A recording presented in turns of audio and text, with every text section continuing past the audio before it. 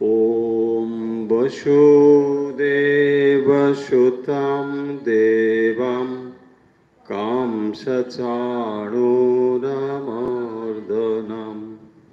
देवकी परमानन्दं कृष्णं वन्दे जगद्गुरुम्। শ্রীমদ্ ভগবদ গীতা ধারাবাহিকভাবে আলোচনা হচ্ছে। তার মধ্যে চতুর্দশ অধ্যায় হল গুণত্রয় বিভাগ যোগ, যেটি আমরা ধারাবাহিকভাবে আলোচনা করছি এবং প্রায় শেষের দিকের কয়েকটি শ্লোক বাকি রয়েছে। এই অধ্যায়ে যে বিষয় আলোচনা করা হচ্ছে, আশা করছি আপনাদের সকলের মনে আছে যে সত্য, রজ এবং তম, অর্থাৎ যা প্রকৃতির গুণ বা প্রকৃতির স্বরূপ, যে তিনটি গুণের দ্বারাই প্রকৃতি কাজ করেন, সেই তিনটি গুণের কাজ কি, লক্ষণ কি, এই সমস্ত বিষয় বিস্তারিতভাবে এই অধ্যায়ে আলোচনা করা হচ্ছে। এখন প্রশ্ন হতে পারে যে আমরা এই বিষয়গুলো জানবই বা কেন? প্রকৃতির যে তিনটি গুণ, আসলে এই তিনটি আমাদেরও প্রকৃতি। কারণ মানুষের প্রকৃতি বললে এই তিনটি গুণকেই আসলে বোঝায়।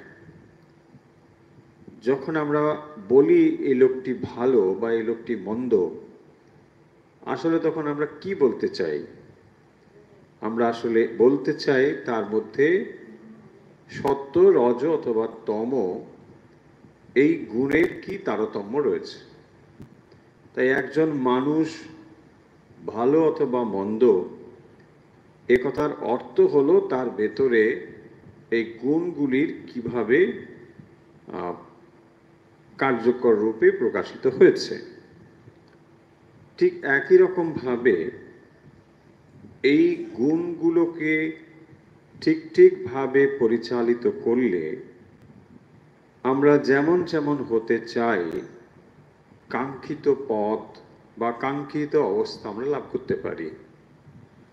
যদি একজন মানুষ তার জীবনে সাত্ত্বিকতা নিয়ে আসতে চান, তাহলে তাকে সেভাবেই কাজ করতে হবে। যদি তিনি রাজসিকতা অথবা তামসিকতা নিয়ে আসতে চান, তার সেভাবে রাস্তা নির্ধারিত রয়েছে। ফলে এই গুণগুলো অবলম্বন করেই একজন মানুষ প্রকৃত মানুষ হয়ে উঠতে পারে। তাই যখনই আমরা চাইছি যে আমাদের ভেতরে আমরা একটি পরিবর্তন নিয়ে আসব, এবং সেই কারণের জন্যই শাস্ত্র পাঠ, সেই জন্যই এই গুণগুলোকে আমাদের আগে চিনতে হবে। যে গুণগুলো আমাদের উপর প্রভাব বিস্তার করেছে, সেগুলোর কাজ কি, প্রকৃতি কি, কিভাবে সেগুলো আমাদেরকে প্রভাবিত করে, এ সমস্ত বিষয় কিন্তু ইতিমধ্যে আলোচনা করা হয়েছে।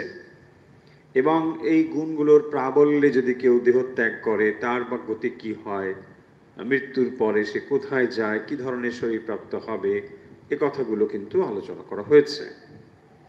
এখন এই অধ্যায়ের শেষে যে বিষয়টি আলোচনা করা হচ্ছে, তা আমরা একটু আলোচনা করেছি ইতিমধ্যে।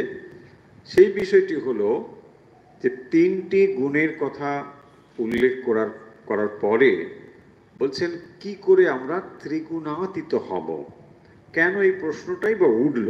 মনে হতে পারে যে তিন গুণের ভেতরে আমরা করে সাত্ত্বিক হওয়ার চেষ্টা করব, এটাই ঠিক আছে। কিন্তু প্রশ্ন হবে যে এই যে তিনটি গুণ, সত্য, রজ অথবা তম, এসব কিন্তু প্রকৃতির মধ্যে, প্রকৃতির পারে নয়। তাহলে প্রকৃতির ভেতরে এই তিনটে গুণ, অথচ আমরা যদি প্রকৃতির পারে না যাই, তাহলে কিন্তু এই জগতের মধ্যেই আমরা থাকলাম, অর্থাৎ এক কথায় জন্ম মৃত্যুর ভেতরেই থাকলাম। তাই যতই সুখকর হোক না কেন, জন্ম মৃত্যুকে অতিক্রম করে না যাওয়া পর্যন্ত আপনার প্রকৃত সমস্যার সমাধান কিন্তু হলো না। হয়তো আপনি দুদিন একটু সাত্ত্বিকতার ভাবে ভালো কিছু মানে মানে পাচ্ছেন, আবার রাজসিকতার দ্বারাও কিছু অন্যরকম পাচ্ছেন, সেটা হতে পারে, কিন্তু আলটিমেটলি তো আপনি এখানেই থাকলেন, তাহলে লাভ কি হলো? তাই না? আপনি ধরুন একটা কোথাও বন্দি রয়েছেন, তো সেই বন্দি দশায় আপনাকে ভালো খাওয়ার দিক আর খারাপ খাওয়ার দিক, তার তফাৎটাই বা কি? বলছে ভাই আমি তো বন্দি। বলছে হ্যাঁ তা বন্দি, কিন্তু যে কদিন আছো একটু মাংস ভাত খাও। হ্যাঁ দাও, খায়। ব্যাপারটা এইরকম। তার মানে আপনার বন্দি দশাটা চাচ্ছে না, ওর ভেতর থেকেই আপনি একটু খাচ্ছেন। হ্যাঁ, দাঁড়িয়ে খাবেন না, বসে বসে খান, আচ্ছা বসে দিচ্ছে, এমনি খাবেন, একটু জল দেওয়া হচ্ছে, এই কতগুলো ফেসিলিটিস। সাত্ত্বিক রাজসিক তামসিক মানে আসলে এই রকম। তার মানে এই জগতের ভেতরেও আপনি এক ধরনের আনন্দ অনুভব করতে পারেন। সেগুলো কি? এই সত্য রজ তম। তাহলে যদি আপনি মনে করেন যে এই জগতের পারে আমি যেতে চাই, জগতের পারে মানে জন্ম মৃত্যু সুখ দুঃখের পারে যাওয়া, সেইটি আসলে হচ্ছে ত্রিগুণাতীত হওয়া। এই একই কথাগুলো দেখবেন চ্যাপ্টার নাম্বার 2, সেখানে স্থিতপ্রজ্ঞ বলা হয়েছে। মোর অর লেস একই কথা, কিন্তু একটু অন্যরকম ভাবে এখানে বলা হচ্ছে। এখানে শব্দটি হচ্ছে ব্রাহ্মী স্থিতি, তো এইভাবে সেটা কি করে সম্ভব হবে সেই কথা এখানে বলা হচ্ছে। তাই এই প্রশ্ন অর্জুন করেছিলেন ভগবানের কাছে যে আমি সেই বিষয়ে এখন জানতে চাই, আমাকে সেইগুলো বলা হোক। প্রথমে যে কথা বলেছিলেন, কৈর্লিঙ্গৈ স্ত্রীন গুণান এতান অতীত ভবতি প্রভো। তো এই 3 গুণের পারে যিনি গিয়েছেন, তার লক্ষণ কি রকম, তিনি কেমন মানুষ হবেন, তাই না? যদি 3টি গুণের পারে কেউ চলে যায়, সাত্ত্বিক হলে একরকম, রাজসিক হলে একরকম, তামসিক এক বলেছেন। এখন যিনি 3 গুণের পারে যাবেন, তিনি কেমন হবেন? কিউরিসিটি থাকেই, জানবার আগ্রহ থাকেই, অর্জুনেরও সেই আগ্রহ ছিল। এবং তারপরে বলছেন কিমা চার, তার মানে তিনি ব্যবহারাদি বা কি করেন। হ্যাঁ, তাহলে এমন হলো তিনি মানে বলছেন না আসক্ত হয়ে যাব, কথা বলবো না, চুপ করে থাকবো, বা কি রকম ব্যাপারটা? কারণ তিনি তো গুণের বশ নন। তাহলে 3 গুণের কোনোটার যখন তিনি পরিচালিত হচ্ছেন না গুণের দ্বারা, এই রকম ব্যক্তি বাস্তবিক কিরকম হবেন, তার উত্তর দিতে গিয়ে তিনি যে শ্লোকগুলো বলেছেন 22 থেকে শুরু করেছেন। 22-এর অর্থ কিছুই না, 22-এর অর্থ হচ্ছে ওই কথাটা আরেকবার বলে দেওয়া, যে সত্য কিরকম, রজ কিরকম, তম কিরকম, এটা বলেছেন। তারপরে 23-এ এসে কি বলছেন? গুণাসীনা, উদাসীনবৎ আসীনা। তো তিনি এখানে মূল শব্দ যেটা বলছেন সেটা হচ্ছে উদাসীন থাকবেন। যে মানে 3 গুণের অতীত হন যিনি, তিনি উদাসীনবৎ আসীনা, তিনি উদাসীন থাকেন, আনঅ্যাটাচড থাকেন। কারণ তার সর্বারম্ভ পরিত্যাগী, কারণ তার কোনো কর্ম মানে ফলাকাঙ্ক্ষা হয়ে কোনো কর্ম করতে হয় না, সেই জন্যে তার মধ্যে এরকম আকাঙ্ক্ষা বা স্পৃহা নেই। গুণা বর্তন্তে ইত্যেবং ইয়ো অবতিষ্ঠতে লিঙ্গাতে, গুণা বর্তন্তে ইত্যেবং, তার মানে গুণ গুণের প্রতি প্রযুক্ত হচ্ছে। এখানে তার কিছু করার নেই, তিনি এখানে আনঅ্যাটাচড, গুণ গুণের প্রতি প্রযুক্ত হচ্ছে। সত্য রজতম অনুযায়ী ইন্দ্রিয় আদি পরিচালিত হচ্ছে, তিনি এগুলো থেকে যেন একটা উইটনেস আলাদা রকম ভাবে দেখছেন। এই হলো তফাৎ। উদাসীন মানে এই জিনিসটি, তিনি সব দেখছেন কিন্তু ইন্টারফেয়ার করছেন না। এমন নয় যিনি বুঝতে পারছেন না, সবই বুঝতে পারছেন, কিন্তু তিনি ইন্টারফেয়ার করছেন না। আমরা যদি একটা স্থূল এক্সাম্পল নিই, যেখানে একটি শিশু খেলা করছে, সে কখনো ভালো খেলা খেলে, কখনো বা বিপজ্জনক অবস্থার মধ্যেও যায়। একজন সেটাকে লক্ষ্য করছে, সে ভালোটার সময়ও হাততালি দিচ্ছে না, বিপজ্জনক অবস্থাতেও খুব কষ্ট বা বেদনা পাচ্ছে তাও নয়। তার মানে যেমনই হোক না কেন সে সেটা দেখছে, জাস্ট উইটনেস। সেই জন্য বলছেন উদাসীনবাদ আসীনা, তিনি সেটা দেখছেন, কোনো ইন্টারফেয়ার করছেন না। কারণ ইন্টারফেয়ার যদি করে তাহলে সেটা আসক্ত হয়ে যাওয়ার ব্যাপার দাঁড়াবে। ফলে তিনি কিন্তু দেখছেন, সবগুলো দেখছেন। এই হলো ত্রিগুণাতীত অবস্থার কিরকম হবে এটা বলছেন। আর কি বলছেন? সম দুঃখ সুখ স্বাস্থ্য সম লোষ্টাস্ম কাঞ্চনা, শ্লোক নম্বর 24। তুল্য প্রিয়া অপ্রিয়া ধীরস তুল্য নিন্দাত্ম সংস্তুতি। তো 24 নম্বর শ্লোক আমরা আলোচনা করেছি ইতিমধ্যে। সেখানে বলা হচ্ছে সুখ এবং দুঃখে সম, তিনি সম থাকবেন সুখ এবং দুঃখে। আসলে সুখ দুঃখ ব্যাপারটা কি? সুখ দুঃখ হলো বিষয়, ইন্দ্রিয় ও মনের ওপর কাজ। তাহলে সুখ দুঃখ ইন্দ্রিয় মনের ওপর যখন কাজটা হচ্ছে, তখন তার ওপরে কোনো প্রতিক্রিয়া হওয়ার কথা নয়। যিনি আত্মজ্ঞানী তিনি এটা জানেন যে সুখ কাকে বলি আমরা। যদি আমরা কোনো একটা জিনিসের আনন্দদায়ক অনুভূতি লাভ করি তাকে আমরা বলি সুখ, এটা ভালো লাগলো। আসলে ভালো লাগাটা কোথায় হচ্ছে ভালো করে ভাবুন। ভালো লাগা মনের একটা অনুভবের নামই ভালো লাগা। তাহলে ইন্দ্রিয়, বিষয় আর মনের উপরে একটা তার যে অভিজ্ঞতা, তাকে আমরা ভালো লাগা বলছি। মন্দ লাগাটাও ঠিক একই জিনিস, সেটা আসলে মনের উপরেই একটা প্রতিক্রিয়া। তাই বলছেন তিনি সম থাকেন, কারণ তার বিচলিত হওয়ার কিছু নেই। কারণ সুখ জিনিস বা দুঃখ জিনিস থেকে তিনি আলাদা। তিনি যেহেতু আত্মা, তাই ইন্দ্রিয়ের ওপরে সুখ দুঃখের অভিঘাত যেমনই হোক না কেন তাতে তার কিছু এসে যায় না। সেই জন্য তিনি সম থাকেন। সুখেও তার কিছু নেই, দুঃখেও কিছু নেই। হ্যাঁ, সুখেষু অনুদ্বিগ্ন মনা দুঃখেষু বিগতস্প্রিয়া, এই ব্যাপার। তারপরে বলছেন স্বাস্থ্য। স্বাস্থ্য মানে কি? স্ব মানে নিজ, স্থ মানে থাকা। তার মানে যিনি আত্মস্বরূপে অবস্থান করেন তিনি হলেন স্বাস্থ্য। আর সবাই অসুস্থ, তাই না? সুস্থ অসুস্থ, সুস্থ তার উল্টো কি? অসুস্থ। স্বাস্থ্য তাই অসুস্থ, তাই না? সেই জন্য অস্বস্তি হয়, বুঝতে পারেন না? লোকে বলে অস্বস্তি মানে নিজেতে স্থাপন নেই, অস্বস্তি ওই জন্যই। হ্যাঁ, বুঝে পুরো অস্বস্তি। আরে অস্বস্তি মানে কি? স্বাস্থ্য নেই তো অসুস্থ। এবার ভালো লাগবে কি করে? নিজেতে থাকতে, আপনাতে আপনি থেকেও মন তবে নিজেতে নিজে থাকাই তো সুস্থ থাকা। দেখবেন আমরা নিজেতে না থেকে অন্য সবকিছুতে আছি, তাই না? আমার ইন্টারেস্ট সব পাশের বাড়ির কি হচ্ছে, আমার বাড়িতে যে কি হচ্ছে তার কোনো চিন্তা নেই, তাই না?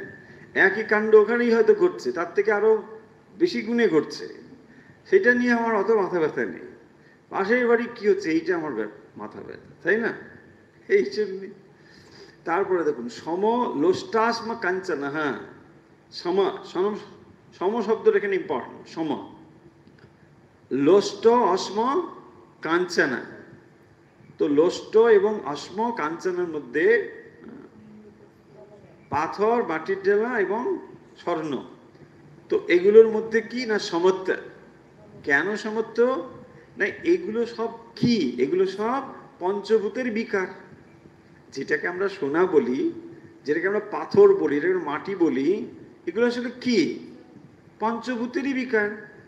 দেখুন, সোনাকে আপনার স্পেশাল জিনিস বলে কখন মনে হয়? যখন স্বর্ণকে আপনি আলাদা রকম মর্যাদা দিচ্ছেন। এছাড়া আপনার স্বর্ণের আলাদা রকম গুরুত্ব কেন থাকবে? এটা স্পষ্টতই বোঝা যায় যে বস্তুর যেমন প্রয়োজনীয়তা, তো যেখানে আপনার পাথরের প্রয়োজনীয়তা সেটা নিশ্চয়ই স্বর্ণ দিয়ে হবে না। আবার স্বর্ণের প্রয়োজন যেখানে, সেটা পাথর দিয়েও হবে না। কিন্তু আপনি অধিক মর্যাদা দিচ্ছেন স্বর্ণকে, বাবা স্বর্ণ, আরে বাবা বাবা। সোনা আবার বলে না, অনেকে স্বর্ণও বলে, বুঝছেন না, স্বর্ণের অলংকার। সোনা বললে যদি আবার তাকে একটু অমর্যাদা করা হয়, তাই না? স্বর্ণ মা লক্ষ্মী স্বয়ং, সেই জন্যে এটা স্বর্ণ। আরে বাবা, কেন? দেখুন ওটা, হ্যাঁ ভ্যালু আছে, সেই জন্যই ওটা বিরাট বলে ভাবেন। কিন্তু যেদিন আপনার এক গ্লাস জলের দরকার হবে, আপনাকে 5 ভরি সোনা দিলে আপনি বলছেন সোনাটা নিয়ে যাও, আমাকে জল। কেন? বলছে ওটা ভালো লাগছে না, জল দরকার। দেখুন তাহলে পয়েন্টটা যেখানে, এটা তো আমরা সকলেই বুঝতে পারি, পয়েন্টটা হলো এখানে যে এই বস্তুগুলো আসলে পঞ্চভূতের বিকার। তাহলে আমরা যে ভ্যালু অ্যাড করেছি এগুলো কিসের দ্বারা হয়েছে? দেখুন যখন আমরা কোনো একটা জায়গায় তার সাপ্লাই ডিমান্ড এর উপরই দামগুলো, সামাজিক অবস্থানের উপর দামগুলো নির্ভর করে, বস্তুর মর্যাদা ইত্যাদি ইত্যাদি। তো এইগুলো যদি আমরা বাদ দিই তাহলে বস্তুর স্বরূপত মূল্য কি? স্বরূপত কিছু নেই, তাই না? কোনো একটা দেশে দেখা যাবে সোনার থেকে সেখানে রূপোর মানে দামটা বেশি হতে পারে, তারা রূপোটাকে বেশি মর্যাদা দেয়, তাই জন্য সেখানে হয়তো রূপো বেশি পাওয়া যায় না, গোল্ডটা হয়তো বেশি পাওয়া যায়। ফলে যে পয়েন্টটা হলো, এই বস্তুগুলোর নিজস্ব কোনো ভ্যালু হয় না, আমরা এগুলোর ব্যবহারিক ভ্যালু তৈরি করেছি। সেটা কিসের উপর নির্ভরশীল? সেটা প্রাপ্তি বা সাপ্লাইয়ের উপর নির্ভরশীল, সেটা মানুষের ডিম্যান্ডের উপর নির্ভরশীল, আরও অনেক রকম বিষয়ের উপর থাকতে পারে। ফলে এই হলো সোজা কথা। যিনি এই তত্ত্বটা বুঝে যান, তার কাছে সোনারও আলাদা রকম মর্যাদা নেই, আর রূপোরও আলাদা রকম মর্যাদা নেই, মাটি পাথরেরও আলাদা রকম মর্যাদা নেই।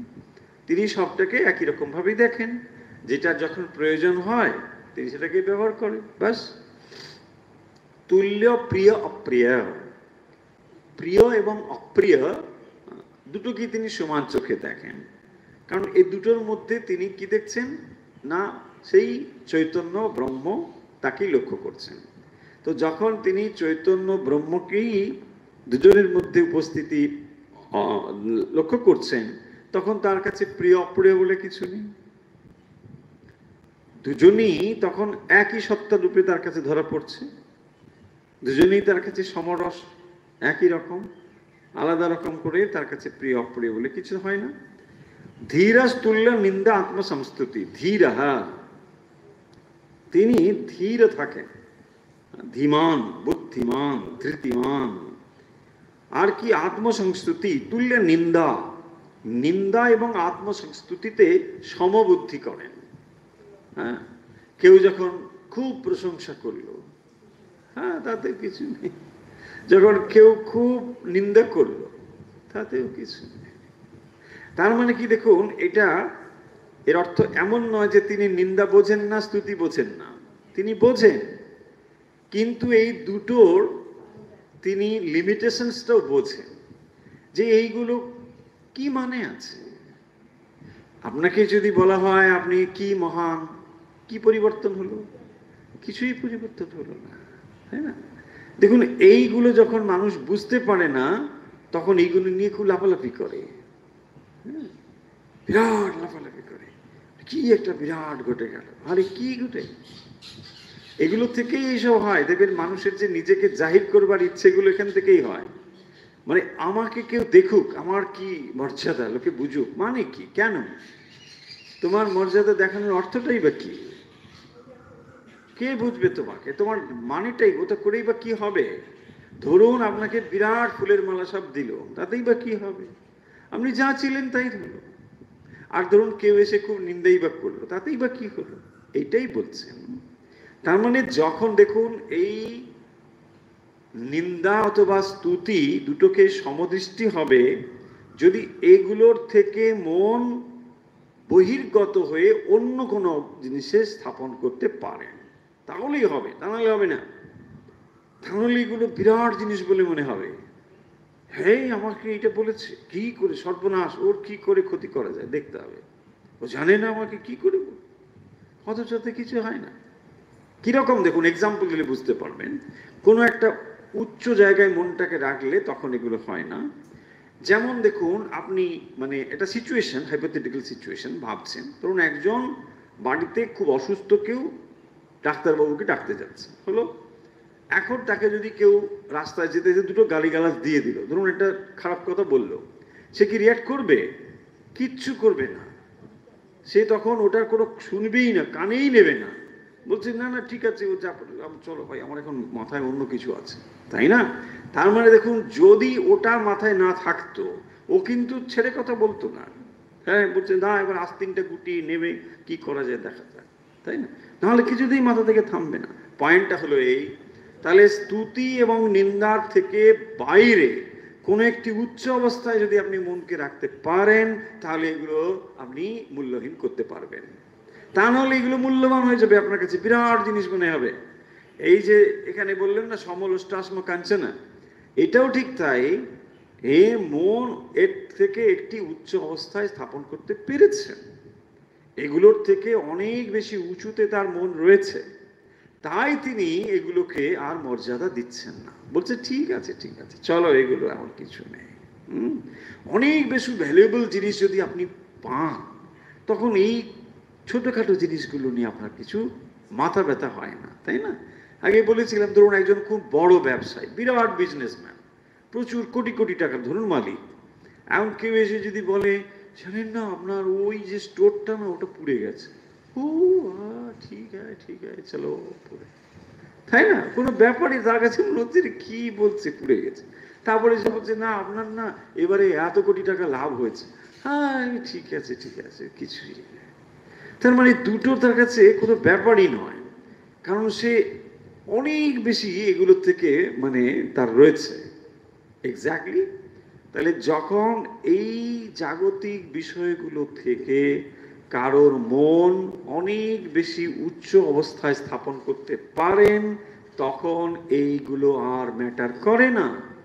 আর তা না হলে দেখবেন এই ছোটগুলো, ওরে বাপরে কি তীব্র অবস্থা হবে, রাত্রে ঘুম হবে না, কি করে কি করা যায়, ওকে কি করে জব্দ করা যায়, এইসব চলতে থাকবে। মন এত সাংঘাতিক, তাই মনকে যদি উচ্চ অবস্থায় স্থাপন না করা যায়, এইগুলো নিয়েই থাকবে। সেই জন্যই বাঁচতে যদি চান, মনকে হায়ার হায়ার স্টেটে রাখতে হবে। অ্যাটলিস্ট যদি সাধন ভজন জপ ধ্যান সবসময় না করতে পারেন, শাস্ত্র চর্চা, তাহলে দেখেন রক্ষা পেয়ে যাবেন। কারণ অন্তত পক্ষে যে সময়টা আপনি শাস্ত্র ব্যাখ্যা শুনছেন, ভালো কথা শুনছেন, সেই সময়টা অন্তত পরনিন্দা পরচর্চা তো হচ্ছে না, বেঁচে গেছেন। হ্যাঁ, তাহলে আর কি করবেন? ওই পরনন্দ পরচর্চা, এর থেকে ভালো শাস্ত্র আর কিছু নেই। আর এত ভালো মানে মানে মানে প্যালাটেবল মানে কিছু হয় না। যদি কেউ বলে জানিস ভাই ওই সব বই বন্ধ হয়ে যাবে, তাই না? শুনলাম, তুমি কি শুনেছো? আরে বাবা, কি রসালো একবারে, মানে এর থেকে ভালো কিছু হয় না। শুনতেই হবে, সঙ্গে সঙ্গে দেখবেন ভগবত গীতা বন্ধ হয়ে যাবে, উপনিষদ বন্ধ হয়ে যাবে, সব বন্ধ হয়ে যাবে। মানে এত ভালো জিনিসপত্র আছে। ফলে এইগুলো যত সময় শুনছেন, অ্যাটলিস্ট ধরুন আপনি এগুলো নিয়ে যদি বেশি গভীরে নাও ভাবেনও, এই সময়টুকু তো অন্তত রক্ষা পাচ্ছেন। হ্যাঁ, মনটাকে তো ওপরে তুলে রাখতে পারছেন, এই সময় তো মনটাকে অন্তত নিচে নিয়ে যাচ্ছেন না। আর মন যত নিচে নিয়ে যাবেন, সে আরো টেনে আপনাকে নিচে নিয়ে যাবে। এক মনের শয়তানি, যদি ধরতে পারেন তো ভালো। তারপরে দেখুন, আমরা কি 25টা পড়ে ফেলেছি? আচ্ছা, তাহলে আজকে পড়বো 25। ঠিক আছে, চলুন, আজকে তো এটা শেষ করবার ইচ্ছে ছিল, দেখা যাক।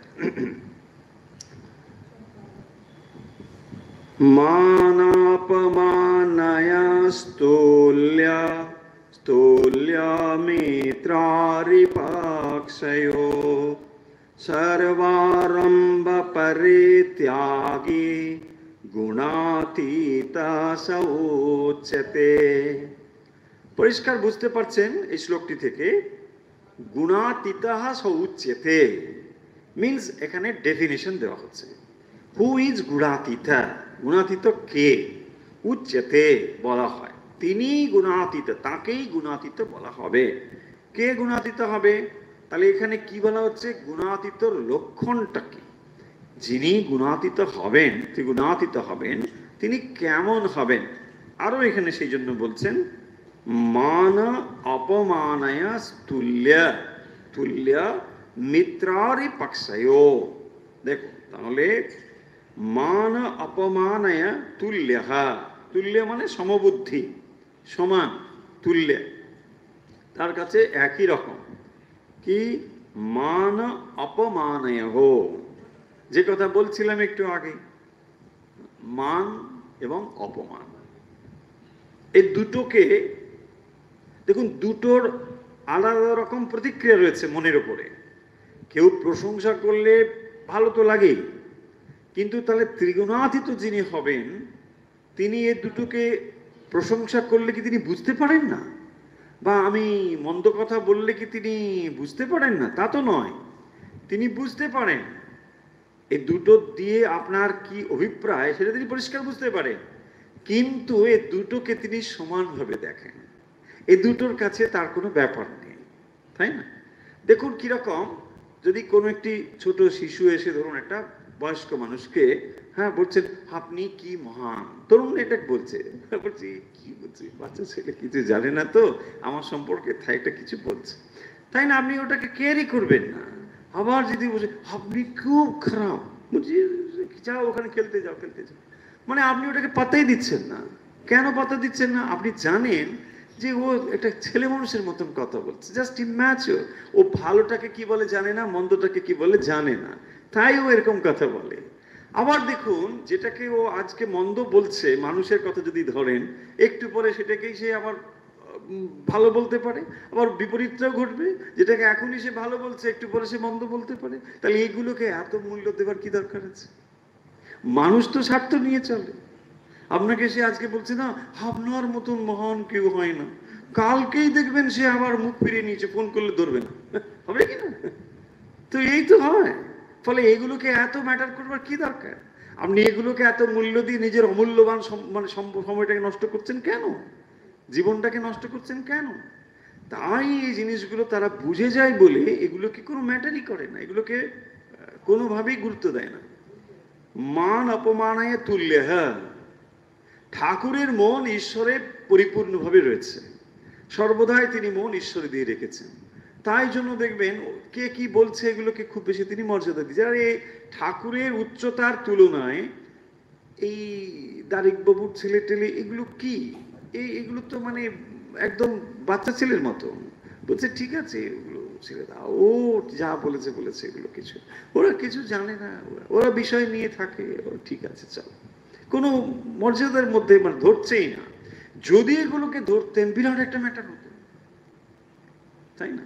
সেই জন্য বলছেন মান অপমানায় তুল্য, এগুলো তার কাছে বিরাট কিছু ব্যাপার নয়, সমদৃষ্টি।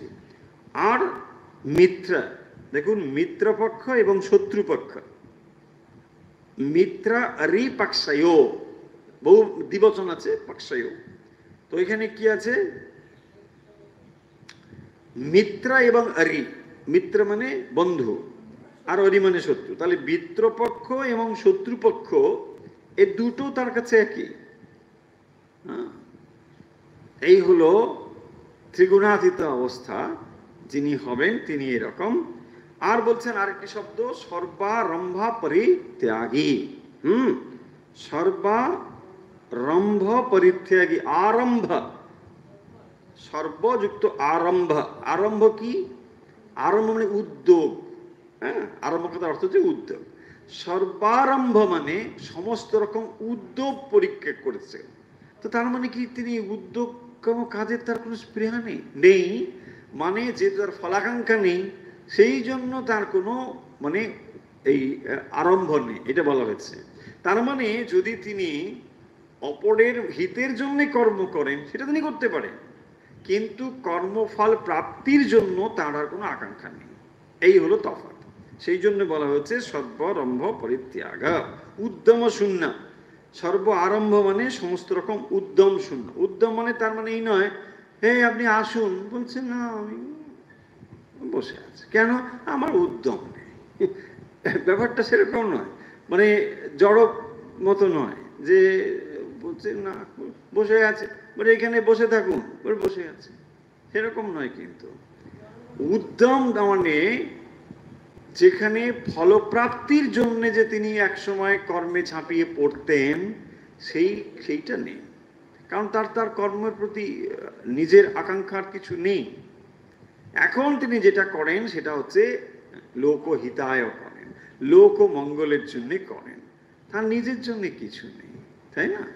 দেখুন, ঠাকুরের যখন গোপালের মায়ের সঙ্গে কথা হচ্ছে, গোপালের মা কি করছেন না, তার সব হয়ে গেছে, তো তার দর্শন টর্শন হয়েছে, গোপালকে তিনি পেয়েছেন, মানে একেবারে মানে মানে একদম জীবন্ত মানুষের মতোই তিনি গোপালকে দর্শন করেছেন, তাকে কাঁধে করে নিয়ে যাচ্ছেন, দক্ষিণেশ্বরে আসছেন, কোলের পর পা দেখ, এইসব বহু কাণ্ড রয়েছে। তো তারপরে ঠাকুরকে তিনি বলছেন, হ্যাঁ, ঠাকুর বলছে তোমার তো সব হয়েছে, তোমার আবার এত জপ ধ্যান এত সব করবার দরকার কি, এসব কিছু করতে হবে না। বলছে কেন, আমার সব, হ্যাঁ তোমার সব হয়েছে, সব হয়ে গেছে। বলছে হ্যাঁ সব হয়েছে। তো বলছে ঠিক আছে, তাহলে আমি কি করব? না ঠিক আছে, তুমি এখন যদি করো আমার জন্য একটু করবে, আর কিছু করবে, আমার এই দেহটা যাতে ভালো থাকে তার জন্য করবে। এখন বুড়িমা তাহলে আর কি নিয়ে থাকবে? সারা জীবন তিনি সাধন ভজন করে আছেন। দেখুন, এই জন্য বলছেন তোমার নিজের তো কিছু লাগবে না, তুমি এর জন্যে করো। এইটা মানে দেখুন, উদ্যম তার আর কিছু থাকছে না। সর্বরম্ভ পরিত্যাগী, তার আগে সাধনের জন্য তার বিরাট রোগ ছিল, এখন আর সাধনের কোনো প্রয়োজন নেই, এখন তিনি সিদ্ধি লাভ করেছেন। কিন্তু এখন বলছেন যেটা আগে তিনি করতেন সেটা এখন যেন আবার করে যাচ্ছেন, জাস্ট করে যাচ্ছেন। সেই জন্য তিনি দেখবেন ওই মালা ঘোরাচ্ছেন, শুয়ে শুয়ে মালা ঘোরাচ্ছেন, এসব আছে। হ্যাঁ, নিবেদিতা এতটাই মানে তাকে ভালো লেগে গেল যে তিনি বিদেশিনী হয়েও এই মানে গোপালের মাকে সঙ্গে রাখলেন, কাছে রাখলেন, সেবা করলেন। শেষের দিকে প্রায় 2 বছর নিজে সেবা করেছেন। এই বাগবাজারে যে বাড়িতে নিবেদিতা থাকতেন সেইখানে ওনাকে রেখেছিলেন, কারণ এই তার জীবনটি মানে জেনে, জীবনের এত কাহিনী রয়েছে সব, তিনি গোপালকে কিভাবে প্রাপ্ত হয়েছেন, লাভ করেছেন, সব জেনে। ফলে সর্বারম্ভ পরিত্যাগী গুণাতীত, তাহলে এখান থেকে অর্থাৎ 25 নম্বর শ্লোক থেকে লক্ষ্য করুন যে শব্দগুলো মান অপমানায় তুল্য, তাহলে এখানে তিনি মান অপমানকে সমদৃষ্টি দিচ্ছেন। তারপরে কি সমদৃষ্টি দিচ্ছেন? মিত্রা রি, মানে বন্ধু এবং শত্রু, এই দুটো তার কাছে একই রকম। আবার সর্বারম্ভ পরিত্যাগী, সমস্ত রকম কর্মের স্পৃহা শূন্য, কর্মশূন্য নয় কিন্তু, কিন্তু স্পৃহা শূন্য, উদ্যম শূন্য। এর তাৎপর্য হলো ফলাকাঙ্ক্ষা শূন্য। এখানে ফলের আকাঙ্ক্ষা কিছু ছাড়াই তিনি কর্ম করছেন। এই যে কথাগুলো এখানে বলা হচ্ছে না, এর যদি আপনি পার্সনিফাইড কোনো মানুষ দেখতে চান, মানে এগুলোকে যদি আপনি পার্সনিফাই করেন, তাহলে শ্রীকৃষ্ণ হচ্ছেন সেই পার্সন। ভগবান স্বয়ং শ্রীকৃষ্ণই হচ্ছে এর এক্সাম্পল। তিনি যে শব্দগুলো বলছেন, হ্যাঁ, অর্জুনকে তো এটা তিনি বলবেন না, অর্জুন তুমি আমাকেই দেখো, আমি হচ্ছে মহান ব্যক্তি, সেটা তিনি বলছেন না, কিন্তু এর ভেতরে এটা মানে আন্ডারস্টুড, এটা বুঝতে হবে যে এক্সাম্পল হচ্ছে। দেখুন, শ্রীরামকৃষ্ণ কথা বলছেন, দেখবেন তার আসল প্রকৃষ্ট এক্সাম্পল যদি হয় তিনি নিজেই, যেখানে বলছেন না মাস্টারমশাইকে দেখো এটা বুঝতে পারলে এরকম এরকম হয়, ওই ওই হয়। হ্যাঁ, ঠাকুর তাহার সাধনার কথা বলিয়া আমাদেরকে ইঙ্গিত করিতেছেন শাস্ত্র বাক্য তিনি কিরকম ভাবে তার নিজের জীবনে প্রকট হতে দেখেছেন। ফলে তিনি যখন শাস্ত্রের কোনো কথা বলছেন, আসলে নিজের জীবনের যে এগুলো তিনি উপলব্ধি করেছেন সেটাই তো বলতে চান। ঠিক একই রকম ভাবে এই যে এখানে শ্রীকৃষ্ণ কথাগুলো বলছেন, এগুলো আসলে তিনি হচ্ছেন তার শ্রেষ্ঠ এক্সাম্পল। শ্রীকৃষ্ণের জীবন আপনি লক্ষ্য করুন, সেখানে দেখবেন এইগুলো রয়েছে। তিনি এত কাজ করছেন, অথচ তিনি হচ্ছেন সর্বারম্ভ পরিত্যাগী, তার নিজের কোনো প্রয়োজন নেই। এত কাজ করছেন, এত কিছু করছেন, তাই না? নিজের প্রয়োজন এগুলো করছেন, কিছু করছেন। এইরকম শ্রীরামকৃষ্ণ দেখুন জীবনে যা কিছু করছেন তার নিজের প্রয়োজনে কিছুই করছেন, কিচ্ছু করছেন না নিজের প্রয়োজনে। এমনকি মানে কঠোর ঈশ্বর বিরোধী, ঈশ্বর মানেন না ডাক্তার মহেন্দ্রলাল সরকার, এই মানুষটি পর্যন্ত চেঞ্জ হয়ে গেল। কি অদ্ভুত ব্যাপার! শ্রীরামকৃষ্ণ তার ভেতরে এমন সব অবস্থা করে দিচ্ছেন, সে সব শেষ। বলছে না, এই দেশটা না উচ্ছন্ন গিয়েছে এই অবতার টবতার হয়ে। আরে কি বলছে? প্রথমের দিকে খুব বলতেন এইসব, বলে দিচ্ছেন। বলছে আপনি ভালো, কিন্তু আপনাকে না এর মাথা খারাপ করে দিচ্ছে। কেন না, এইসব পায়ে এসে প্রণাম করে এইসব করে, এইগুলো না আমার ভালো না। আরে ঠিক আছে, তোমার ভালো না, একটু ওয়েট করো, দেখো না। কিন্তু এগুলো আছে আবার। যখন জানতে পারলেন ভক্তরা সময় মানে চাঁদা তুলে পয়সা নিয়ে ফিস দিচ্ছে, তখন বলছে না না না, আমি তো জানতাম না, আমি কিন্তু পয়সা টয়সা নেবো না। হ্যাঁ, বলছে আমি পারি, যতটা সময় পারি এসে সেবা টেবা করবো, আমি কিন্তু পয়সা নেবো না।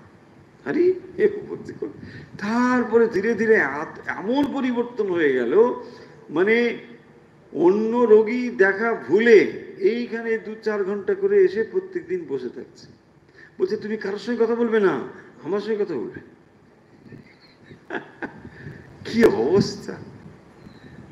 হ্যাঁ, শ্রীরামকৃষ্ণ বলছেন দেখো, ও তো ইংরেজি পড়া, ওকে তো বলতে পারি না, আমাকে একটু চিন্তা করিস। কিন্তু রাত দিন আমার কথা ভাবছে। কি মজা দেখুন। বলছেন দেখো, সকালবেলা চলে এসছে, বলছে রাত্রে দেখলাম ঘুম ভেঙে গেল, ঠান্ডা পড়েছে, মনে হলো আপনার দরজাটা জানলাটা খোলা আছে কিনা, হিম ঢুকে যদি আবার রোগটা বেড়ে যায়। তাই তখন থেকে আমার মানে চিন্তা হচ্ছে। ওরে ডাক্তার, হ্যাঁ তুমি চিন্তা করো, তুমি এত বড় একজন বিখ্যাত ডাক্তার। শ্রীরামকৃষ্ণ চিন্তা করছে কোথায় জানলা খোলা। এরকম কোন রোগীর চিন্তা তিনি করেছেন এর আগে? জানা নেই। দেখুন, এই তো করছেন না। ফলে এই এক্সাম্পলগুলো, এরাই হচ্ছে তার শ্রেষ্ঠ এক্সাম্পল। শ্রীকৃষ্ণ হচ্ছেন তার শ্রেষ্ঠ এক্সাম্পল। মান অপমানে তার কোনো কিছু হয় না। মিত্রা আমার শত্রুপক্ষ সমান তার কাছে। দেখুন, এদিকে অর্জুন, হ্যাঁ, ওদিকে ওই দুর্যোধন, হ্যাঁ, এই পঞ্চ পাণ্ডব ওদিকে, এই ওদের কাছে কোনো ব্যাপারই না। উনি একবার একে গিয়ে বোঝাচ্ছেন, ওকে একবার গিয়ে বোঝাচ্ছেন, এখানে যেটা দরকার সেটা বলছেন, ওদেরকে গিয়ে বলছেন, তাই না? আচ্ছা, এবারে চলুন তাহলে 26টা পড়ে নি। মাঞ্চয়ো ব্যভিচারেণ ভক্তি যোগেন সেবতে সগুণান সমতীতৈতান ব্রহ্ম ভূয়ায় কল্পতে। এইবারে মূল কথাটিতে আসছেন। তাহলে দেখুন, যে কথা হচ্ছিল ত্রিগুণাতীত, কাকে বলে ত্রিগুণাতীত, তার লক্ষণ কি, তার আচার কি, সেগুলো বললেন। তারপরে বলছেন মানে তুমি চিনবে কি করে, সে কিরকম হয়, এই যে মান অপমান ইত্যাদি বললেন। এবারে বলছেন এটাকে লাভ করব কি করে, কিভাবে আমি ত্রিগুণাতীত অবস্থা প্রাপ্ত হতে পারি, এখন সেটা বলছে। কি বলছেন আমরা অর্থ দেখে নিই, তারপরে ব্যাখ্যাতে আসছি। মাঞ্চা ইয়ো ব্যভিচারেণ। মাঞ্চ, মাঞ্চ মানে কি? মাম চ মাঞ্চ, মাম, মাম মানে আমাকে, মাম, মাম চ ব্যভিচারেণ মানে অব্যভিচার, লুপ্ত আকার আছে ওখানে, ইয়ো আছে না, ইয়ো, তারপর একটা ওই হয়ের মতন আছে, ওইটা হচ্ছে লুপ্ত অকার, ওখানে অ আছে বলে সন্ধি হয়ে লুপ্ত অকারটা রয়েছে, অবগ্রহ বলে। তাহলে মাঞ্চা ইয়া অব্যভিচারেণ, ইয়হ মাম চ অব্যভিচারেণ ভক্তি যোগেন সেবতে। সেবতে হচ্ছে ক্রিয়াপদ, সেবতে, আমাকে যে ভক্তি যোগেন সেবাতে, হলো আমাকে যে ভক্তির দ্বারা সেবা করে। সেবা মানে পূজা, যে আমাকে ভক্তির দ্বারা পুজো করে। আচ্ছা, কিরকম ভক্তি? অব্যভিচারেণ, সেই জন্য বলছেন অব্যভিচারী ভক্তির দ্বারা। ব্যভিচারী আর অব্যভিচারী মানে নিষ্ঠা সংযুক্ত ভক্তি হলো অব্যভিচারী ভক্তি, যেখানে কেবলমাত্র ঈশ্বর রয়েছেন, নিষ্ঠা রয়েছে। হ্যাঁ, ব্যভিচার অব্যভিচার, একমাত্র ঈশ্বরকেই, সেখানে অন্য কিছু নেই, যে মানে 10% ভগবান, 90% এসব গল্প কিছু নেই, পুরোটাই ব্যভিচার অব্যভিচার। তো অব্যভিচারী ভক্তি হলো এইটি, যে সেখানে একমাত্র ভগবানের প্রতি তার ভালোবাসা রয়েছে, ঐকান্তিক বা একনিষ্ঠ যে ভক্তি, একেই বলা হবে মানে ঐকান্তিক ভক্তি, একনিষ্ঠ। অব্যভিচারে না, তাহলে মাম আমার প্রতি যে অব্যভিচারী ভক্তির দ্বারা আমার পূজক বা সেবা করেন, সগুণান সমতিত্বৈতান ব্রহ্মভূয়ায় কল্পতে। হ্যাঁ, তাকে কি বলবে না, ব্রহ্মভূয়ায়, ব্রহ্ম লাভ করেন। দেখুন এখানে এই এই শ্লোকটি একটু বুঝতে হবে, মানে মানে আগের গুলো তো লক্ষণ বলা হয়েছে, ত্রিগুণাতীত বলা হয়েছে, এখানে এসে যে কথাগুলো রয়েছে আপনাদের কনফিউশন যেখানে হতে পারে যে ঠিক আছে কি করে এটা প্রাপ্ত হওয়া যাবে, এখন সে কথা বলছেন। ত্রিগুণাতীত অবস্থা আমি কি করে হব, এ প্রশ্ন আমাদের সকলেই থাকবে। সেই জন্য তার বলছেন যে মাম, এই যে মাম কথাটার অর্থ কি আমাকে। এখন আমাকে মানে কি, সেটা কি কৃষ্ণকে না অন্য কিছু? যদি বলেন কৃষ্ণ, আবার এখানে দেখুন ব্রহ্মভূয়ায় কল্পতে বলা হয়েছে, তাহলে এই ব্রহ্মভূয় আবার আমাতে, এই দুটো শব্দ বলেই তো আমাদের কনফিউশন হয়ে গেল। যদি বলতেন যে আমাকে মন দিলে আমাকে প্রাপ্ত হবে, সেটা একরকম বুঝতাম। আমাকে মন দিলে বলছেন ব্রহ্মভূয়ায় কল্পতে, তুমি ব্রহ্ম প্রাপ্ত হবে, মানে তোমার ভেতরে সেই ব্রহ্মভাব লাভ হবে। তাহলে ব্রহ্মভাব লাভ করবার জন্য আমাকে মন দিতে বলছেন। কেন? আমি কে? আমি অবতার পুরুষ, ভগবান স্বয়ং হচ্ছেন অবতার পুরুষ। তাহলে তিনি যদি অবতার পুরুষ হয়, তাতে মন দেওয়া আর ব্রহ্মভূয়ায় কল্পতে, তাহলে দুটো জিনিসের আলাদা রকম হবে না? আমি একটা জিনিসে মন দিলাম, তার রেজাল্ট আর এক রকম হচ্ছে। আপনি ফর্ম ফিল আপ করছেন বিএ পাস করবেন বলে, তারপরে দেখা গেল মাধ্যমিক পাস নিয়ে রেজাল্ট নিয়ে বেরোচ্ছেন, বুঝছি এটা কিরকম হলো, আমি বিএ পরীক্ষায় ফর্ম দিলাম, তাহলে সেরকম হচ্ছে না। দেখুন কি বলছেন, মান চাইও বেবিচারে না, আমাকে যে অব্যভিচারী ভক্তি করবে সে সগুণান সমতিত্বৈতান, সমতিতা এতান ব্রহ্মভূয়ে কল্পতে, সে ব্রহ্মভূয়ে প্রাপ্ত হবে। তার মানে কি? তার মানে হচ্ছে আমি হলাম ব্রহ্মের প্রতিষ্ঠা।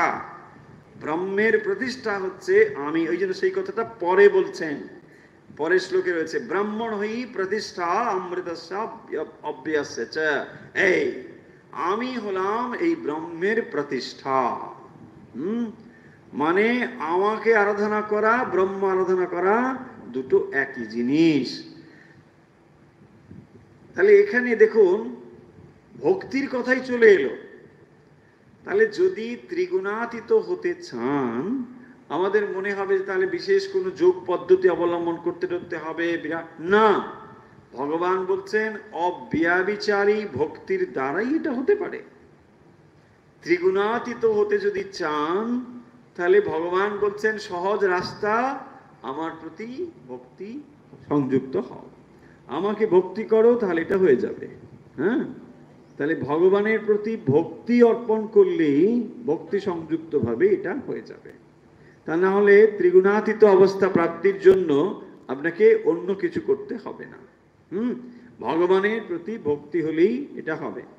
মাঞ্চ যোগ ব্যভিচারেণ ভক্তি যোগেন সেবতে সগুণান সমতিত্বৈতান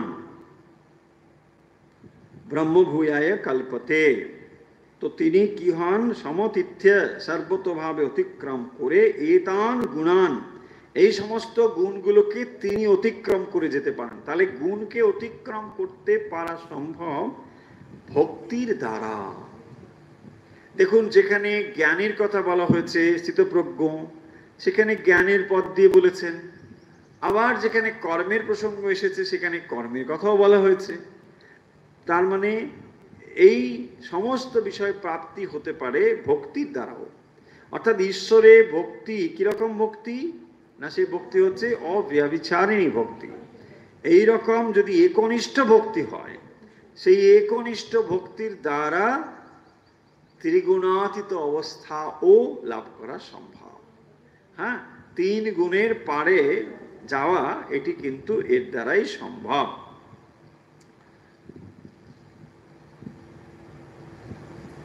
আচ্ছা, মাঞ্চ যো ব্যবিচারেণ ভক্তি যোগেন সেবতে স্বগুণান সমতীত্য এতান ব্রহ্মভয় কল্পতে।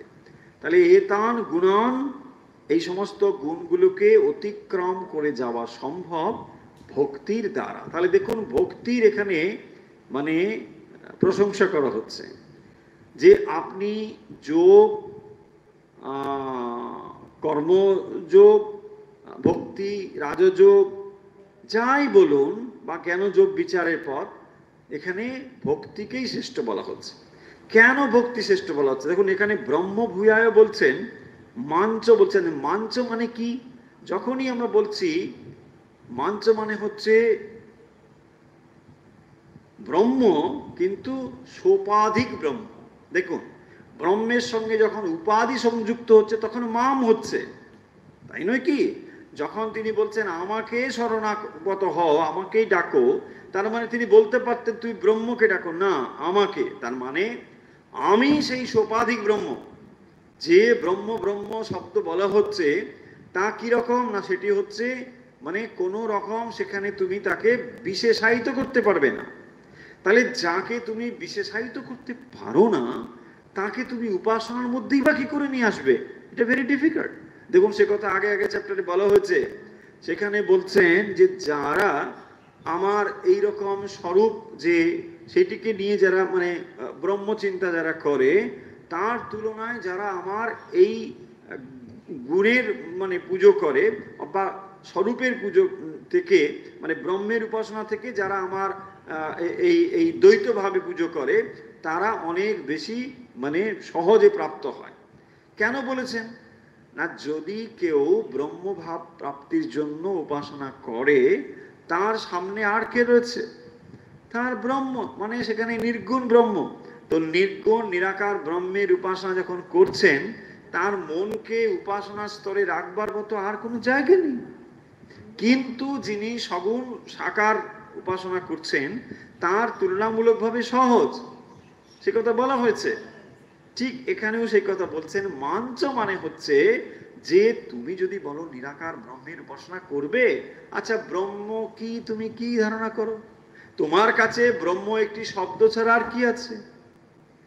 তুমি যাকে বিশেষায়িত করতে পারো না, শব্দ যাকে প্রকাশ করতে পারে না, কোনো যখন উপাধি তার নেই, এই রকমকে তুমি ধারণাই করতে পারো না। তোমার ক্ষেত্রে যেটা সহজ, সেটা হচ্ছে আমি তোমার সামনে রয়েছি, হ্যাঁ, সেই ব্রহ্মের প্রতিষ্ঠা হচ্ছে এই, তাকে তুমি বরং দেখে করো, হ্যাঁ, তাহলেই তোমার সহজ হবে। ওরে একটু একে ভাবিস, শ্রীরামকৃষ্ণ দেখবেন কাউকে কাউকে এই কথা বলছেন, ওরে এর কথা একটু ভাবিস, ব্যাস তাহলেই হবে। বলছে হবে, হ্যাঁ তাতেই। এই এর কথা মানে কি? এর কথা মানে তিনি তার স্বরূপ যে তিনি যে ব্রহ্মে প্রতিষ্ঠিত, এই স্বরূপের চিন্তাই করতে বলছেন। এখানে শ্রীরামকৃষ্ণ কোনো ব্যক্তি বিশেষ নয়, এখানে ভগবান শ্রীকৃষ্ণ কোনো ব্যক্তি বিশেষ নয়, তার প্রতিষ্ঠা হচ্ছে ব্রহ্ম। সেই জন্য বলছেন তাকে চিন্তা করা, ব্রহ্মকে চিন্তা করা একই কথা। যে পুত্রকে দেখেছে সে পিতাকেও দেখেছে, এইখানে এটি সমপ্রতিষ্ঠা হলো। পুত্রকে দেখা মানে পিতাকে দেখা, পিতা মানে স্বর্গস্থ পিতা, তো স্বর্গস্থ পিতাকে সেও দেখেছে। পিতাকে তো আমি দেখিনি, কি বলবো? তাহলে পুত্রকে দেখেছে। তাহলে পুত্রকে যদি দেখে থাকে, তার মানে সে পিতাকেও দেখেছে। এইটাই তার মানে বলছেন যে যিনি অবতারকে দেখেছেন তিনি ভগবানকেও দর্শন করেছেন। এটাই বলছেন শ্রীরামকৃষ্ণ। তার মানে কেন, পয়েন্টটা হলো ব্রহ্ম প্রতিষ্ঠা। সেই জন্য বলছেন তিনি ভগবান ব্রহ্মের প্রতিষ্ঠা, হ্যাঁ, সেই ব্রহ্ম তার ভেতর দিয়েই প্রকাশিত হচ্ছেন। সেই জন্য বলছেন একটি হলো সোপাধিক অবস্থা, আরেকটি হলো তার নিরুপাধিক অবস্থা। তাহলে তুমি সোপাধিক, তোমার কাছে সেটাকে ধরে উপাসনা করো তোমার সহজ হবে, এবং সেটাই করো, তাহলেও তুমি সেই ত্রিগুণাতীত অবস্থা প্রাপ্ত হতে পারবে। তাহলে ত্রিগুণাতীত অবস্থা প্রাপ্তির জন্য কি করণীয়, কিভাবে সে লাভ করা যায়? অব্যভিচারী ভক্তির দ্বারা।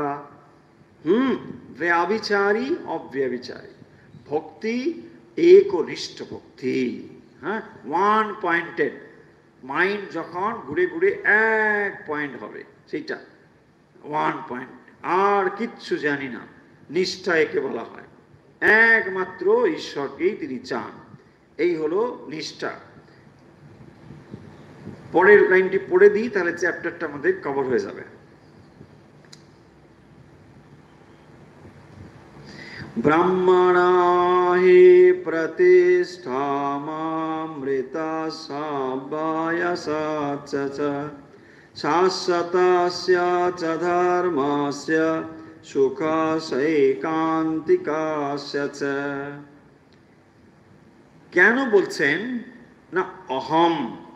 এই শ্লোকটিতে এটি ক্লিয়ার করে দিচ্ছেন যে ডাউট যদি আপনার 26-এ থাকে কোনো রকম, এখানে 27-এ ক্লিয়ার করে দিচ্ছেন। বলছেন যেহেতু অহম আমি ব্রহ্মণঃ প্রতিষ্ঠা, আমি হলাম ব্রহ্মণ প্রতিষ্ঠা, মানে প্রতিষ্ঠা মানে আশ্রয়। তাহলে ব্রহ্মণঃ মানে ব্রহ্মের, ব্রহ্মের প্রতিষ্ঠা আশ্রয় হলাম আমি। হ্যাঁ, ব্রহ্মের প্রতিষ্ঠা, তিনি হচ্ছেন স্বয়ং ব্রহ্ম, সোজা কথা। তুমি ব্রহ্ম, রামকৃষ্ণ, এই ব্রহ্ম এবং রামকৃষ্ণ আলাদা নয়, তুমি ব্রহ্ম রামকৃষ্ণ, এই সেটি বলছেন অহম আমি বাসুদেব ব্রহ্মণঃ প্রতিষ্ঠা অব্যয়স্য অমৃতস্য প্রতিষ্ঠা শাশ্বতস্য চিরন্তন ধর্মস্য চ প্রতিষ্ঠা। আমি তাহলে কিসের কিসের প্রতিষ্ঠা বলছেন দেখুন, অব্যয়স্য অমৃতস্য প্রতিষ্ঠা। অব্যয়স্য মানে নিত্য, অব্যয় মানে নিত্য, আর কি অমৃতস্য মানে মোক্ষ, আমি তাঁরও প্রতিষ্ঠা। শাশ্বতস্য চিরন্তন ধর্ম, শাশ্বতস্য ধর্মস্য, আমি ধর্মেরও প্রতিষ্ঠা। ঐকান্তিকস্য চ সুখস্য প্রতিষ্ঠা, আমি সমস্ত কিছুর প্রতিষ্ঠা।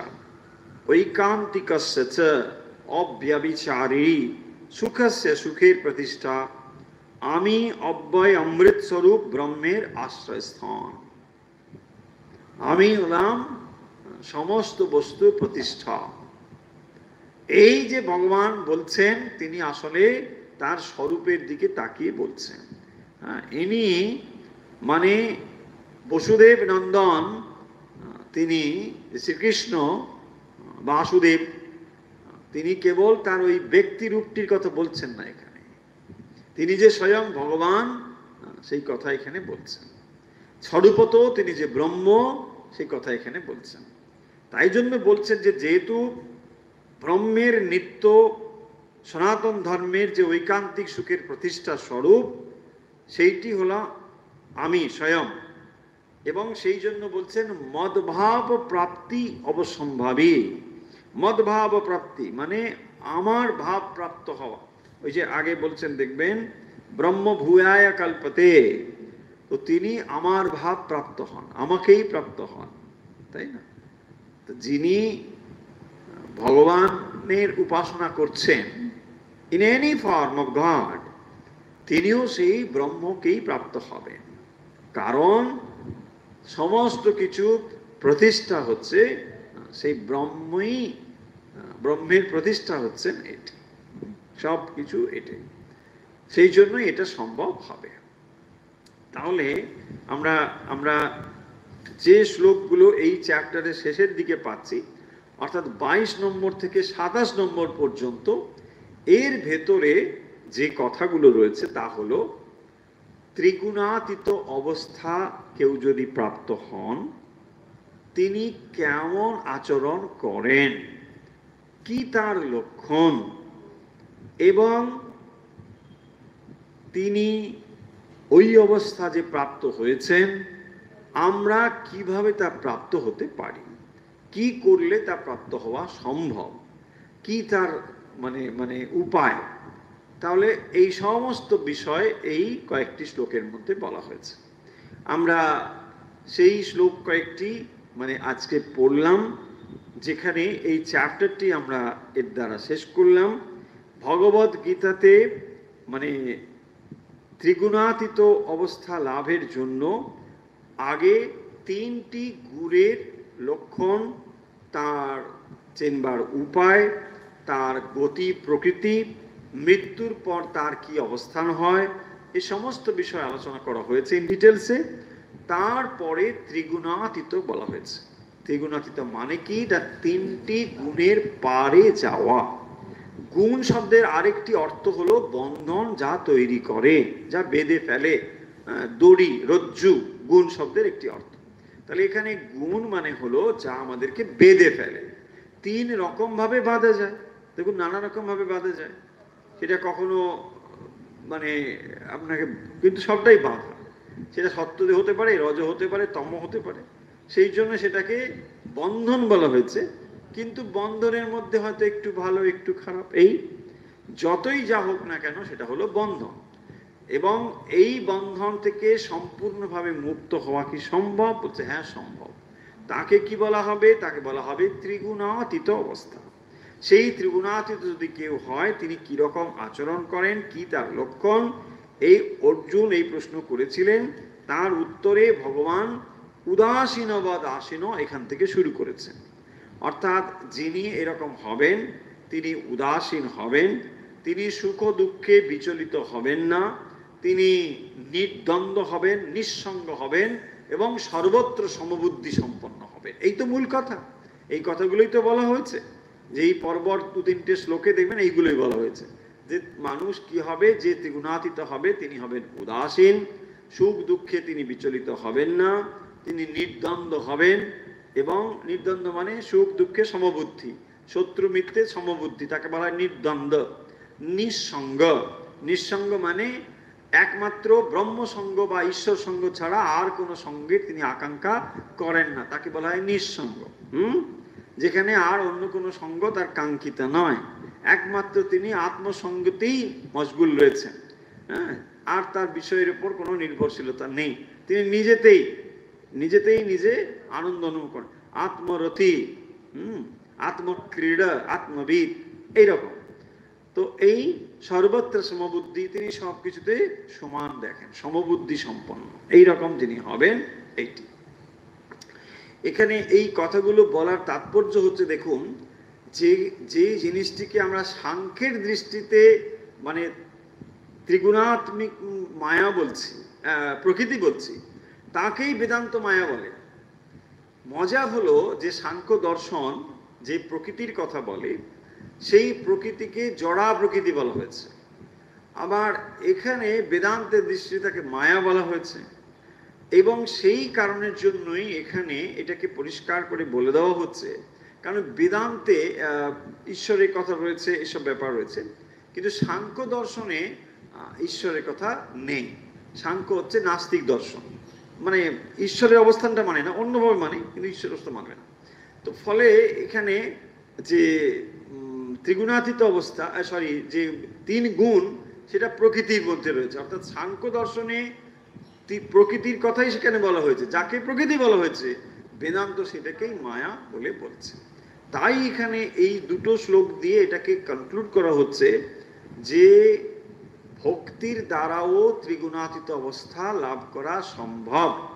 কিরকম? আমার প্রতি, অর্থাৎ ভগবানের প্রতি যদি কারো অব্যভিচারী ভক্তি হয়, একনিষ্ঠ ভক্তি হয়, তাহলেই এটা লাভ করা সম্ভব। তাহলে দেখুন, যোগের দ্বারা যা লাভ করা যায়, নিষ্কাম কর্মের দ্বারা যা লাভ করা যায়, একনিষ্ঠ ভক্তির দ্বারাও তা লাভ করা যায়। শ্রীরামকৃষ্ণ ভগবানকে যে লাভ করেছিলেন, মায়ের দর্শন যে পেয়েছিলেন, তা একনিষ্ঠ ভক্তির দ্বারাই। তিনি একনিষ্ঠ ভক্তির দ্বারাই তা লাভ করেছেন।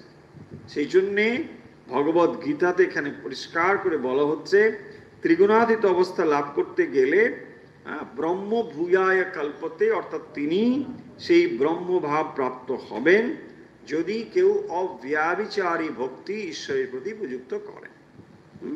এখানে মাম কথার অর্থ হচ্ছে স্বয়ং ভগবান। ভগবান তার নিজের প্রতি কথা বলছেন, এখানে কোনো ব্যক্তি বিশেষের কথা বলা হচ্ছে না, কারণ তিনি হচ্ছেন পরমেশ্বর স্বয়ং। সেই পরমেশ্বর তার স্বরূপের দিকে তাকিয়ে এই কথা বলছেন, মাম শব্দটি বলছেন। তাহলে সাধারণ মানুষ যখন মাম শব্দ বলেন, মানে আমাকে যখন শব্দ বলেন, তার একরকম অর্থ হয়, সেটা সংকীর্ণ অর্থ। কিন্তু এখানে ভগবান যখন মাম শব্দ বলছেন, এটি সংকীর্ণ অর্থে প্রযুক্ত নয়, এটি তার স্বরূপ অর্থে। তিনি যে স্বরূপত সেই ব্রহ্ম, সেটি। পরের যে শ্লোক, সেখানে তিনি আরো পরিষ্কার করে বলছেন যে ব্রহ্ম নহি প্রতিষ্ঠা, তিনি হচ্ছেন ব্রহ্মের প্রতিষ্ঠা। তাহলে এই যে ব্রহ্ম, সেইটি যে তার স্থিতি বা তার যে আশ্রয়, এটি এখানে বলা হয়েছে। এখানে একটু একটু তফাৎ রয়েছে, সেটা আপনাদের একটু 1-2 মিনিটে বলে দিই, সময় হয়ে গিয়েছে যেহেতু, প্রসঙ্গত কারো কারো মনে হবে। মানে মানে ভক্তির দিক থেকে, মানে যে ব্যাখ্যাগুলো হয় বিশেষ করে ভাগবত টাগবত ইত্যাদি থেকে, সেখানে অবতার পুরুষ আর ব্রহ্ম যেন তার থেকে খানিকটা মানে ছোট অবস্থা, হ্যাঁ, এটা বোঝা। কিন্তু বেদান্তে কিন্তু উল্টো জিনিস। বেদান্তে বলা হবে ব্রহ্ম সেখান থেকে যেন অবতার বা ঈশ্বর, সেটা যেন আরো একটু নিচের অংশ নামা হয়েছে, তিনিই যেন আবার মানে সগুণ অবস্থা প্রাপ্ত হয়ে এটা হয়েছে। কিন্তু এখানে উল্টো কেন? এখানে যেন এটা তার থেকে ওটা যেন অনেক বেশি নিকৃষ্ট, এটাই যেন সেখানে কেন বলা হয়েছে না, যেহেতু তারা দ্বৈতবাদী, যারা দ্বৈতবাদী ফিলোসফি বিশ্বাস করে, ভক্তি হচ্ছে দ্বৈতবাদী মূলত, বিশেষ করে যেটা ভাগবত ধর্ম, তো সেখানে বৈষ্ণবদের ভেতরে দেখবেন তারা এটাকে এইভাবে ব্যাখ্যা করেন। তারা এটাকে বলেন যে কৃষ্ণই হচ্ছে সব, তারপরে ব্রহ্মটম্ম তার থেকে মানে ওটা অনেক নিকৃষ্ট ব্যাপার, ব্রহ্মই মানে অত দরকার নেই, কৃষ্ণই হচ্ছে। কিন্তু বেদান্তের দৃষ্টিভঙ্গি থেকে এটাকে অন্যভাবে বলা হবে। আচার্য শঙ্করেরও তাই মত, তিনি বেদান্ত মতই প্রতিষ্ঠা করেছেন, যে যেখানে বলা হয়েছে ঈশ্বর আমরা যাকে বলছি, ব্রহ্ম মায়া সংযুক্ত হয়ে ঈশ্বর হয়েছেন। ফলে এই একটু সূক্ষ্ম তফাৎ কিন্তু রয়েছে। যাই হোক, সেই তফাৎটা আমাদের কাছে আশা করি বিরাট সমস্যা নয়। মানে মানে নিকৃষ্ট নিকৃষ্ট যাই হোক না কেন, পুরোটাই মানে ঈশ্বর, সেই কথাই বলা হয়েছে। ফলে এই ছিল আজকের মূল কথা। ত্রিগুণাতীত অবস্থার লক্ষণ কি, কিভাবে ত্রিগুণাতীত অবস্থা লাভ করা যায়, তাকে লাভ করতে গেলে কোন পথ অবলম্বন করে লাভ করা যায়, সেই সব কথা কিন্তু আলোচনা হল। আশা করছি আমরা আমরা সংক্ষেপে এই বিষয়গুলো আপনাদের বোধগম্য হয়েছে, নিশ্চয়ই বুঝতে পেরেছেন। এটি আমরা আজকে শেষ করি।